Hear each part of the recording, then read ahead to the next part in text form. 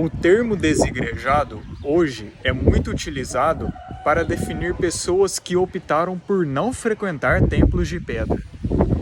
E essas pessoas sempre são muito mal vistas pelos religiosos, pois eles dizem e afirmam que, segundo a Bíblia e segundo o Evangelho de Jesus, nós somos obrigados a frequentar alguma denominação religiosa para vivermos como Cristo, para vivermos o verdadeiro Evangelho que ele veio trazer. Só que isso é uma falácia, isso não está na Bíblia. Essa doutrina do templocentrismo vem do paganismo. O que os religiosos não conseguem enxergar é que eles sim que agem como os fariseus, eles sim que estão desviados dos verdadeiros ensinamentos do Messias, pois eles contrariam o que o Messias veio trazer, eles contrariam a essência da mensagem e estão completamente corrompidos e abraçados com todo esse sistema babilônico. Os que são chamados desigrejados, eu não estou falando aqui de quem é entregue ao mundo ou às paixões da carne, inundado pelo pecado e que não confessa que Jesus é o Messias. Eu estou falando dos desigrejados que professam a fé genuína no Messias. Esses perceberam todos os enganos das denominações religiosas. Esses escolheram não ser mais roubado por um líder mal intencionado, enriquecendo o bolso dele, enquanto que os fiéis vão ficando cada vez mais pobres. Esses resolveram bater de frente contra todo esse sistema, toda essa organização empresarial que vive deturpando os ensinamentos verdadeiros de Cristo e visando apenas o lucro, o dinheiro no bolso. O verdadeiro evangelho era o ensinado na igreja primitiva. Os apóstolos e discípulos do Messias vendiam tudo o que tinha, ajudavam os necessitados e não eram apegados a nenhum templo de pedra. Eles pregavam em casas, pregavam nas ruas, em praças, em parques, em montes, enfim, em qualquer lugar eles se reuniam como igreja.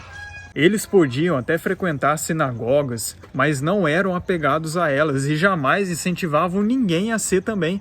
Eles apenas estavam cumprindo o ID de Jesus, que era pregar em todo lugar.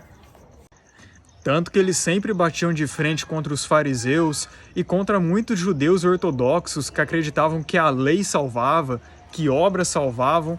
Eles iam nesses lugares também para debater e para apresentar e defender a verdade que Cristo veio trazer. Esses sim, você pode ter certeza que pregavam e ensinavam o verdadeiro evangelho de Jesus, os seus verdadeiros ensinamentos e mandamentos. Mas tudo começou a mudar quando o pagão Constantino, que nunca foi cristão, que nunca se converteu, decidiu politizar e paganizar o cristianismo em busca de mais poder e influência, porque Constantino visava atingir todos os povos que ele conseguisse. Então ele não se importava nem um pouco de pegar inúmeras práticas pagãs e misturar com os ensinamentos de Jesus, porque ali ele viu uma ótima oportunidade de poder e controle. Com isso, a Igreja Católica foi fundada e após muitos concílios humanos e políticos, várias práticas pagãs, de culturas pagãs, foram acrescentadas e misturadas com os ensinamentos de Jesus e a verdadeira essência dos seus ensinamentos foram deixadas de lado. Não é à toa que os verdadeiros profetas do Criador sempre foram mortos e exilados pela Igreja Católica. Vemos exemplos como as Cruzadas ou a Inquisição, e eles eram taxados de bruxos, de pagãos, sendo que apenas estavam defendendo a verdade. E engana-se quem pensa que a Reforma Protestante deu um basta nesses costumes pagãos. O discurso sola escritura não passa do campo da teoria, porque na prática é diferente. Martim Lutero, o pai da Reforma Protestante, era da Sociedade Secreta da Rosa Cruz. E a Reforma Protestante pode até ter sim alguns benefícios, por exemplo, a Bíblia, que antes era concentrada apenas pelo poder católico, começou a se espalhar pelas multidões. E sim, isso claro que foi benéfico. Agora, os protestantes, eles deixaram apenas alguns costumes, como por exemplo, de idolatrar Maria e os que eles se intitulavam santos. Porém, a maioria dos costumes da Igreja Católica perduraram e continuaram nas igrejas protestantes até os dias de hoje. Templocentrismo, sumo sacerdote humano, que são padres ou pastores, sendo que a Bíblia deixa bem claro que o nosso único sumo sacerdote hoje é o Messias. Teologia da prosperidade, apego a esse mundo, aos bens materiais, sionismo, teologia do coach, dízimos que não são mais obrigatórios, cultos de dança, orações com vãs repetições, adoração ao Criador com data e hora marcada, e inclusive crença na falsa ciência acima das próprias escrituras, já que eles acreditam em inúmeras teorias científicas que contrariam o que está na Bíblia. Porém, esses são apenas alguns dos inúmeros costumes e práticas que vêm oriundos do paganismo e que hoje estão predominantes em todas as instituições religiosas, algumas mais escancaradas e outras menos. Então, nesses templos de pedra, que muitos deles custaram milhões ou bilhões para serem erguidos, enquanto que o verdadeiro templo, que são as pessoas, muitas delas estão passando fomes e dificuldades, foram deixadas de lado. Esses templos de pedra não estão do lado do Criador e não contêm os ensinamentos genuínos do nosso Messias, Yeshua. Jesus, mesmo sendo rico, mesmo tendo boas condições, se desapegou totalmente do que tinha e doou praticamente tudo aos necessitados. E ele sempre enfatizou em seus discursos que nós devemos agir na contramão do mundo, caminhar na contramão do mundo, negar o que vem deste mundo que jaz no maligno e jamais ser apegado aos bens materiais. Devemos sim buscar as riquezas celestiais que ele prometeu a todos que limparem suas vestes e seguir o seu caminho. As denominações religiosas são empresas, possuem CNPJ e são, na realidade, como citado em Apocalipse 18, a grande meretriz, a grande prostituta, tanto a Igreja Católica quanto as suas filhas, igrejas evangélicas e outras religiões que são espalhadas ao redor do mundo, que visam apenas poder, controle e muito dinheiro. Dizem ser santas e noivas de Cristo. Que noiva é essa? Que santa é essa? Que vive se prostituindo com os reis da terra, que vive traindo o Messias.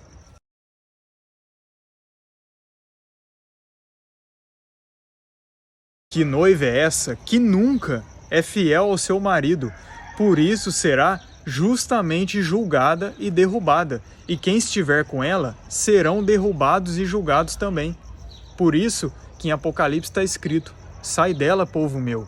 Os verdadeiros profetas sempre foram perseguidos por ela, sempre foram perseguidos pelos filhos de Jezabel, mas defenderam a verdade e foram fiéis até a morte, até o fim, e receberam a coroa da vida. Entendam, meus irmãos, que esses templos de pedra são um dos negócios mais lucrativos que tem nos dias de hoje. A gente vê pelos principais líderes, que são empresários na verdade. Olha o tanto de riqueza que eles têm. A gente vê pelas inúmeras franquias e seus lucros exorbitantes que são gerados. O fato desses líderes religiosos cobrarem o dízimo já indica que eles estão vivendo uma mentira, que eles estão deturpando a palavra, porque o dízimo era para a tribo de Levi.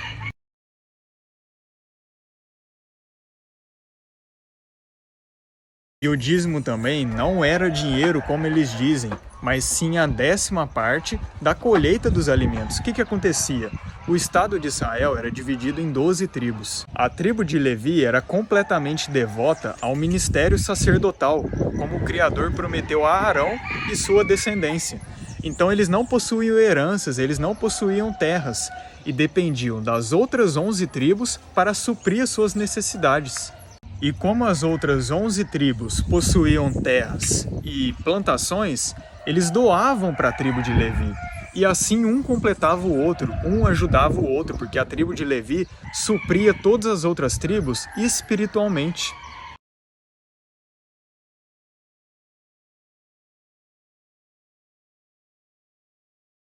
Mas acontece que o Estado de Israel daquela época, hoje não existe mais. As tribos se espalharam pelo mundo. Então aquela lei do dízimo, que era a 10ª parte da colheita dos alimentos e não dinheiro, era específica para aquela época. Era uma lei civil para a manutenção do Estado de Israel. Portanto, não tem como mais ela valer para os dias de hoje.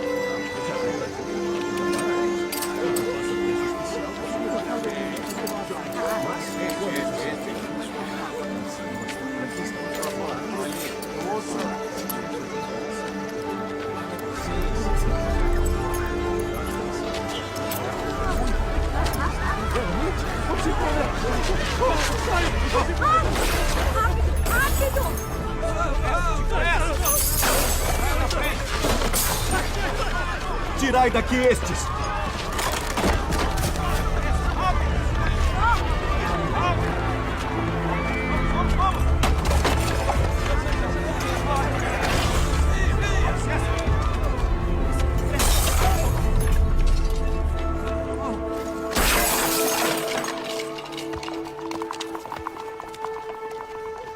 Não façais da casa de meu pai casa de venda!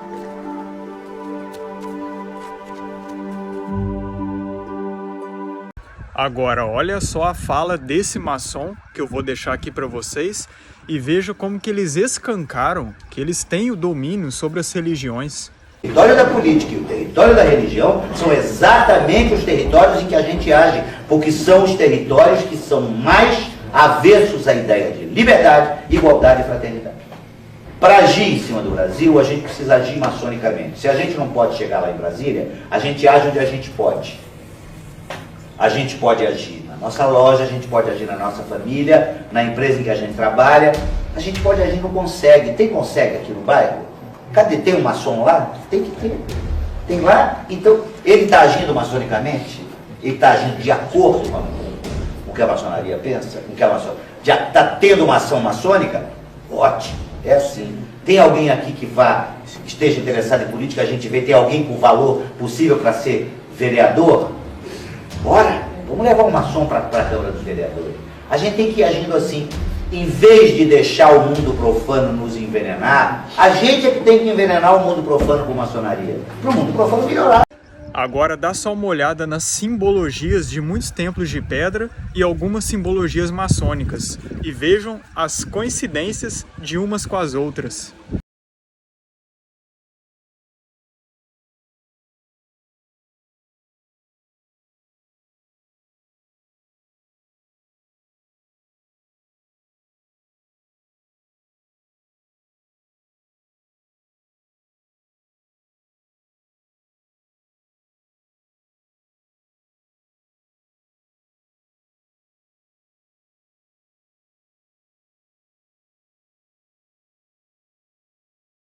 Então, meus irmãos, a coisa é muito séria. Tem muitos irmãos que acreditam e buscam pela verdade, mas estão presos em todo esse sistema.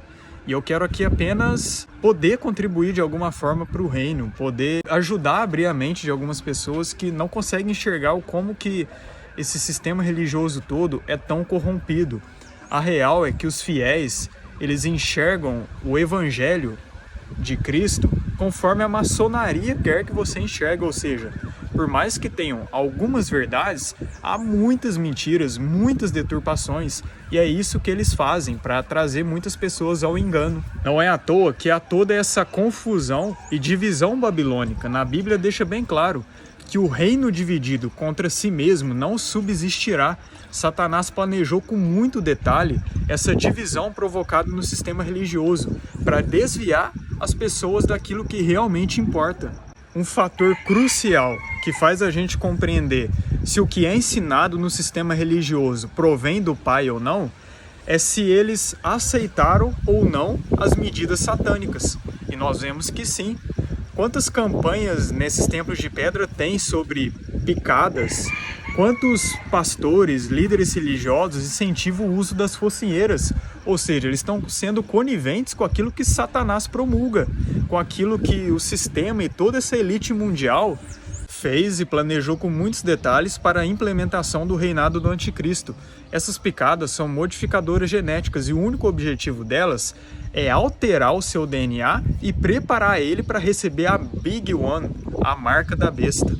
E a gente vê o sistema religioso abrindo as pernas para todas essas medidas satânicas, para todas essas deturpações do templo sagrado, que é o nosso corpo. Como diz em 1 Coríntios 3, dos versos 16 ao 17. Não sabeis que sois o santuário de Deus? E quem profanar ou destruir esse santuário, Deus o destruirá.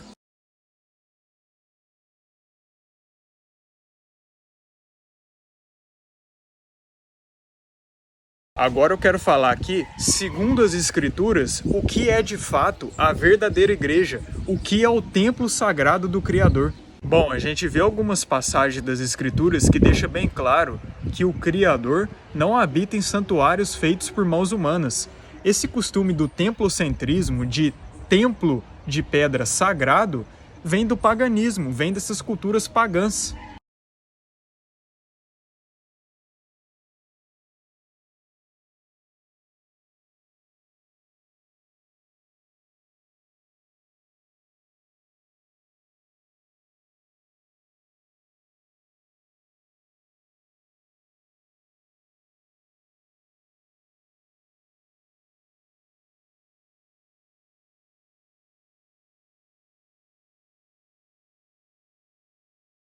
E a gente vê como que o Salomão é muito venerado na maçonaria. Ele é tido como um grande construtor, porque ele não dedicou o templo ao Criador, ele dedicou o templo aos demônios que ele começou a adorar. E é importante ressaltar que a construção do templo e até mesmo reis era uma consequência da idolatria dos israelitas, porque o Criador nunca quis isso.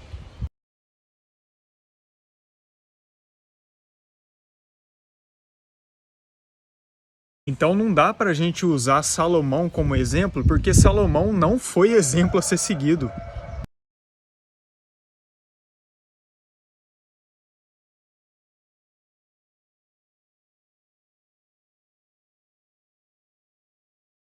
E por que será que o Edir Macedo ergueu um templo de Salomão lá em São Paulo? Será que ele é maçom? Imagina!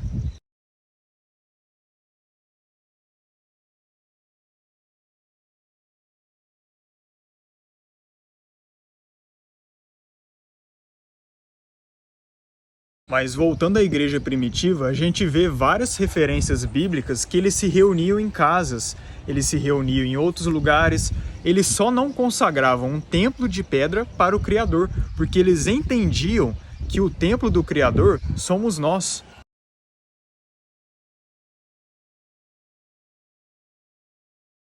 Os primeiros seguidores do Messias não iam a nenhuma igreja específica, pois eles entendiam que eles que eram a igreja. Eles entendiam que igreja não é um lugar com data e hora marcada, uma só vez por semana para adorar o Criador. Eles entendiam claramente que nós devemos ser igreja o tempo todo, durante todo o nosso dia, a todo momento, em todo lugar.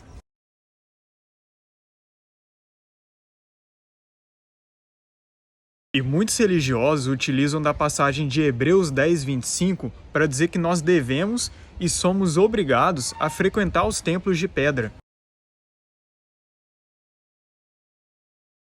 E sim, nessa passagem está escrito que devemos congregar e estar juntos com outros irmãos, mas quando a gente vê o significado no original, traz um entendimento completamente diferente do que eles dizem.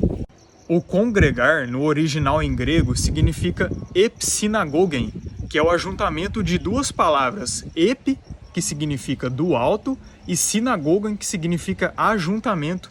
Ou seja, o significado de congregar é ajuntamento do alto, é uma união, é algo espiritual que está acontecendo.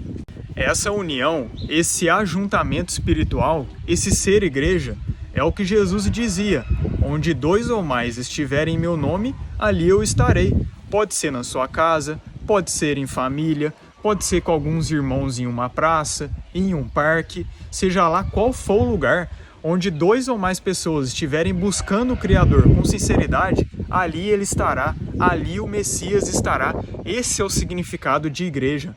Portanto, congregar não significa frequentar templos de pedra uma vez só por semana.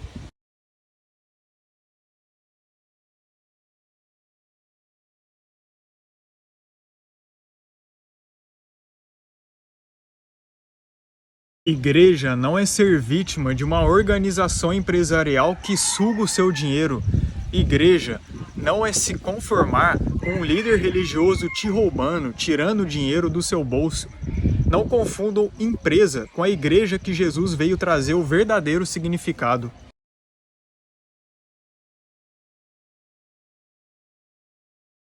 Eclésia, que é a palavra em grego que se refere à igreja, significa chamados para fora. E é isso que o Messias nos ordenou: ide e pregai o evangelho a toda criatura e em todo lugar. Quando o Messias falou para Pedro que sobre esta pedra edificarei a minha igreja, ali ele não estava falando que ia construir um templo físico, Muito pelo contrário, ele estava se referindo a ele mesmo, porque ele é a pedra angular. Ele é a rocha que nós devemos ser fundamentados. E depois do que ele fez, depois do seu sacrifício pago no madeiro e a sua ressurreição, ele ergueu o seu corpo, que somos nós, porque nós somos o corpo de Cristo. Quando ele bateu de frente contra os fariseus perguntavam: como assim você construirá o terceiro templo em 3 dias, se demoramos 46 anos para construir?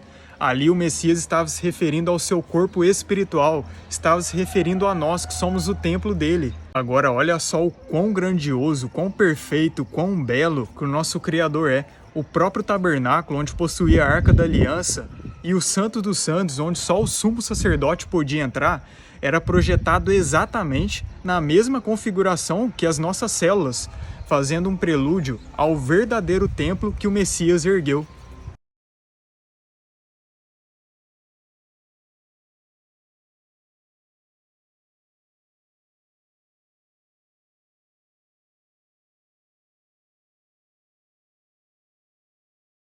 E após o sacrifício do nosso Messias, o véu do templo se rasgou. Ali acabou a dependência de um sumo sacerdote humano, porque o Messias se tornou o nosso único sumo sacerdote. Ali ele cumpriu com perfeição a profecia de Jeremias, que falava que o Criador estabeleceria uma aliança renovada com a casa de Israel e com a casa de Judá. Antes, a lei foi posta em tábuas de pedra. Agora, ela seria posta em nossos corações, no nosso íntimo. O Messias é a Torá viva, o verbo que se fez carne. Ele é o real sentido da lei. Ele é a real finalidade da lei. E não, ele não veio contrariar o Pai. Ele não veio abolir lei nenhuma, como a própria profecia diz. Ele veio colocar a Torá em nossos corações, no nosso íntimo. Mas os religiosos ainda estão presos no Antigo Testamento, assim como os judeus, pois eles acreditam, mesmo dizendo o oposto, que eles dependem de um sumo sacerdote humano, padre ou pastor. Os mesmos que dizem que a lei foi abolida, mas contrapõem o texto que diz que o único intermediário entre Deus e os homens é Cristo, e não um sumo sacerdote humano, e não um padre, e não um pastor, pois um só é o nosso mestre, um só é o nosso pastor, que é o Messias. Esses são cegos guiando cegos, conduzindo multidões para a condenação, multidões para o engano, e ainda possui uma visão completamente sionista, completamente materialista, e acreditam que terá um milênio literal aqui na Terra e que o anticristo erguerá um terceiro templo físico em Jerusalém. Agora imagina eles esperando o anticristo erguer esse terceiro templo para as profecias começarem a se cumprir. É um engano tremendo, porque o templo que o anticristo quer se assentar é o nosso DNA, é o nosso corpo, o terceiro templo que Jesus ergueu. É por isso que Daniel fala da união com barro com ferro. É por isso que hoje essa ideia de transhumanismo é tão propagada, assim como transgênero, alimentos transgênicos. O que o anticristo mais quer, o que Satanás mais quer, é modificar o nosso DNA para que as pessoas percam completamente o contato direto com o Criador, porque no nosso DNA possui o tetagrama sagrado.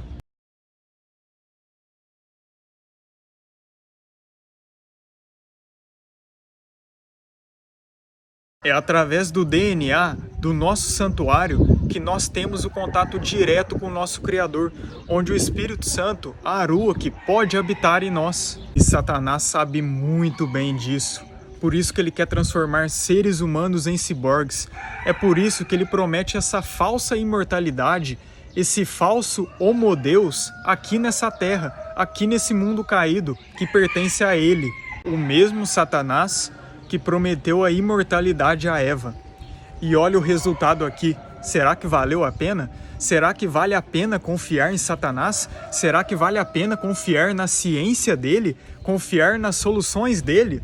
E a gente vê os religiosos abraçando essas soluções. Aí eu te pergunto, cadê o Criador aí? A feitiçaria citada em Apocalipse 18, 23, a palavra grega é farmakeia, ou seja, farmácia. E a grande prostituta, o sistema religioso no geral, abraçou essas soluções da farmaqueia, se enfeitiçou com essas feitiçarias.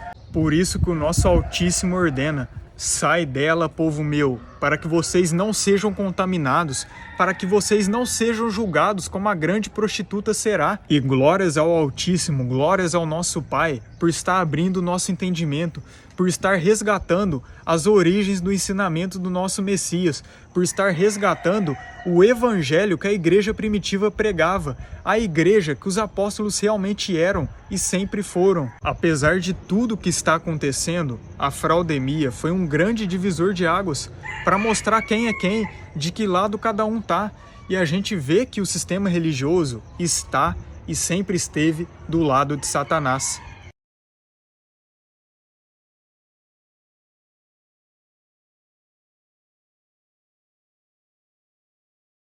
Mas a mensagem final que eu deixo aqui é: desperta tu que dormes, para que a luz de Cristo seja resplandecida sobre ti. E a você que ainda frequenta o sistema religioso, esses templos de pedra, pense muito bem no que você está fazendo. O Messias não está aí, o Criador não está aí, são muitos enganos, tudo isso faz parte da grande Babilônia, da grande prostituta. O tempo mostrará quem está certo, o tempo mostrará quem é de Deus ou não, quem é o seu remanescente, porque a porta é estreita e poucos são os que encontram. Muitos são chamados e poucos são escolhidos. E tudo que é oculto, todas as obras infrutíferas das trevas vêm sendo expostas à luz. E conhecereis a verdade, e a verdade os libertará. Entendam que a verdade sempre vai prevalecer.